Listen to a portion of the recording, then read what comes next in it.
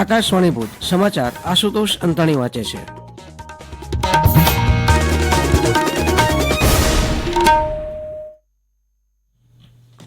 નમસ્કાર. રાજ્યમાં આગામી લોકસભાની 26 બેઠક અને વિધાનસભાની ખાલી પડેલી 5 બેઠકની પેટા ચૂંટણી માટે ઉમેદવારીપત્ર આજે બપોરે 3 વાગ્યા સુધી પરત ખેંચી શકાશે. આજે રાજ્યનું ચૂંટણી ચિત્ર સ્પષ્ટ થઈ જશે. અત્યારે ઉલ્લેખનીય છે કે ઉમેદવારીપત્રો ભરવાની અંતિમ તારીખે લોકસભાની 26 બેઠક માટે 492 અને વિધાનસભાની 5 બેઠક માટે 39 ઉમેદવારે ઉમેદવારીપત્ર ભર્યા હતા. આગામી 7મી મેના મતદાન થશે. સુરત લોકસભા બેઠકના કોંગ્રેસના ઉમેદવાર નિલેશ કુંભાણીનું ઉમેદવારીપત્ર સુરત જિલ્લા ચૂંટણી અધિકારીએ અમાન્ય ઠેરવ્યું છે. ઉમેદવારીપત્રમાં ટેકેદારોની સહીઓ અને સોગંદનામાની સહીઓમાં વિસંગતતા જણાતા તેને અમાન્ય જાહેર કર્યું છે. સુરત જિલ્લા ચૂંટણી અધિકારીએ તેમના આદેશમાં જણાવ્યું હતું કે લોક પ્રતિનિધિત્વ અધિનિયમની 1951ની જોગવાઈઓ અનુસાર દરખાસ્ત મૂકનારાઓ દ્વારા કરાયેલી સહીઓ વિશ્વાસપાત્ર ન જણાતા આ ઉમેદવારીપત્ર અમાન્ય જાહેર થયું છે. સુરત લોકસભા બેઠકના કોંગ્રેસના ઉમેદવાર નિલેશ કુંભાણીનું ઉમેદવારીપત્ર રદ કરવા બદલ ટીકા કરતા ગુજરાત પ્રદેશ કોંગ્રેસ પ્રમુખ શક્તિસિંહ ગોહિલે કહ્યું કે આ અંગે ગુજરાત વડી અદાલતમાં અરજી કરવામાં આવશે. અમદાવાદના કોંગ્રેસ કાર્યાલયમાં શ્રી ગોહિલે પત્રકાર પરિષદમાં કહ્યું હતું કે આ અંગે ચૂંટણી પંચને નિષ્પક્ષ કાર્યવાહી કરવાની વિનંતી છે. મતદારો જાગૃત બની વધુ મતદાન કરે તે માટે મતદાન જાગૃતિના અનેક પ્રયોજનો હાથ ધરાયા છે.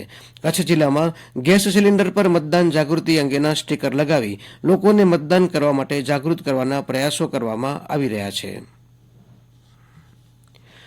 ચૂંટણી પંચ દ્વારા કચ્છ લોકસભા બેઠક માટેની ચૂંટણી પ્રક્રિયા મુક્ત અને ન્યાયી વાતાવરણમાં યોજાય તે માટે 5 ઓબ્ઝર્વરની નિમણૂક કરવામાં આવી છે. જેમાં 1 પોલીસ ઓબ્ઝર્વર, 2 જનરલ ઓબ્ઝર્વર અને 2 ખર્ચ ઓબ્ઝર્વરનો સમાવેશ થાય છે. આ નિરીક્ષકો સમક્ષ ઉમેદવારો તથા નાગરિકો ચૂંટણી સંબંધી ફરિયાદ કરી શકશે. નાગર જ્ઞાતિના ઈષ્ટદેવ હાટકેશ્વર મહાદેવના પાટોત્સવની આજે સમગ્ર જિલ્લામાં શ્રદ્ધા ભક્તિભાવપૂર્વક ઉમંગ ઉલ્લાસભેર ઉજવણી થશે. કચ્છના સૌથી પ્રાચીન એવા જિલ્લા મથક ભુજમાં ઉપલીપાડ રોડ પરના હાટકેશ્વર મંદિરમાં આજે સવારથી જ જ્ઞાતિજનો મોટી સંખ્યામાં દર્શનાર્થે ઉમટ્યા છે. હાટકેશ્વર મંદિર સંકુલમાં વિવિધ કાર્યક્રમોનું આયોજન કરાયું છે. જ્ઞાતિજનોની સુવિધાના ભાગરૂપે મંદિર સંકુલમાં નવનિર્મિત અંબિકા સદનના વાસ્તુપૂજન અને લોકાર્પણ વિધિ કરાશે. એ પછી લઘુરુદ્ર યજ્ઞ અને શોભાયાત્રા યોજાશે. ઉપરાંત મહાપ્રસાદ સહિતના કાર્યક્રમોનું પણ આયોજન કરવામાં આવ્યું છે.